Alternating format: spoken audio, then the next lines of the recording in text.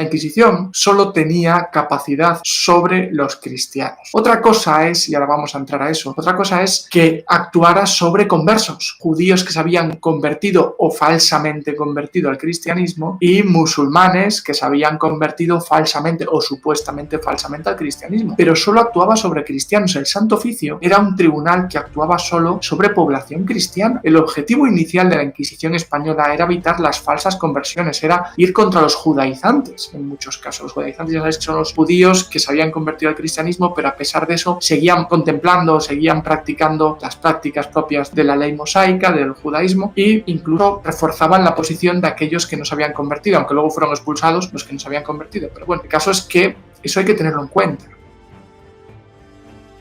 Y a veces pues se piensa, ¿no? Cantidad de judíos quemados en la hoguera, bueno, pues por ahí aparte que hablamos de 3.000 personas condenadas a muerte, ¿eh? Es un número en 300 años para lo que es la época bastante bajo. Ten en cuenta que la quema de brujas en Alemania se llevó a muchas más de 3.000 brujas. Podemos estar hablando de más de 10.000 personas. La quema de brujas que duró una pequeña parte del 17. Estamos hablando de 300 años de la Inquisición española. Hablo de la española solo, por si alguien se me pierde. No hablo de la romana ni de la establecida en Francia, la española, la de Castilla y Aragón, para que simplifiquemos, la de los reyes católicos, en definitiva. Son ellos los que lo ponen en marcha precisamente por este tema de las falsas conversiones. Luego va a venir muy bien por toda la cuestión de la reforma protestante.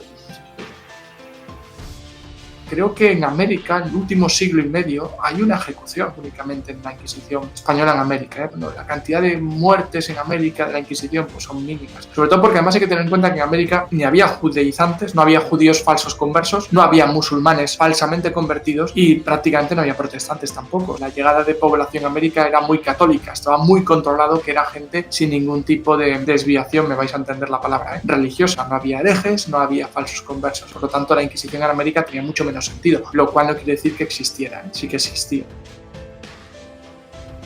Hablamos de 300 años, 3.000 condenados, me parece que, bueno, no lo voy a justificar, pero me parece que es comprensible dentro de los números que son, no es una cosa desorbitada. Y más entendiendo la época, Estamos hablando de una época donde la religión tiene un papel fundamental, donde es más importante la unidad religiosa del reino que la unidad política, si os descuidáis, y en una época además de muchas convulsiones religiosas en Europa, y donde podemos encontrar muchas más condenas de tipo religioso en Centro Europa, por ejemplo, en los Países Bajos. Lo que pasa es que la leyenda negra su agosto. La propaganda de la leyenda negra está muy bien hecha. Son unos maestros, lo hicieron muy bien y luego eso ha llegado a nuestros días, pero es bueno de vez en cuando darse cuenta de que podemos ir utilizando palabras como inquisidor, como eres peor que la Inquisición, pero luego hay que ir históricamente al hecho y darse cuenta de lo que es.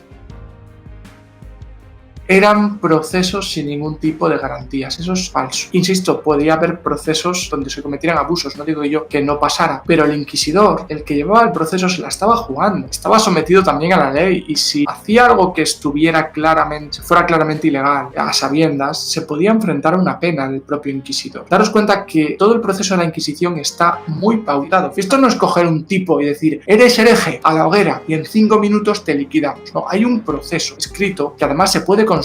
Una de las grandes ventajas que tiene la Inquisición, que es sorprendente que haya llegado a nuestros días tan desconocida, porque tiene muchísima información. El Archivo Histórico Nacional de España tiene legajos y legajos y legajos de los procesos inquisitoriales porque se dejaba todo por escrito, siguiendo unas pautas muy concretas. El inquisidor tenía que seguir un procedimiento. Arbitrariedad podía existir, yo no voy a decir aquí ahora mismo delante, no, era todo justo, porque no es verdad seguramente, pero había un proceso y ese proceso se respetaba, tenía sus tiempos, tenía sus garantías, se respetaban una serie de derechos del acusado y podía tener consecuencias sobre el acusador también. Cuidado, falsa acusación, consecuencias. Pero va a consultar papeles del Archivo Histórico Nacional sobre la cuestión de la Inquisición y dice, pues hay muchísimas cosas escritas, hay un proceso marcado, hay unas garantías, se toma testimonio, incluso en el último momento se da derecho al reo, al acusado, a arrepentirse. Estamos hablando del siglo XVI, XVII, o sea, no estamos hablando de un momento histórico como el actual donde estamos todos en contra de la pena de muerte, o casi todos. Aquí la pena de muerte estaba al orden del día, estamos hablando de un tribunal que mata a 3.000 personas en 356 años.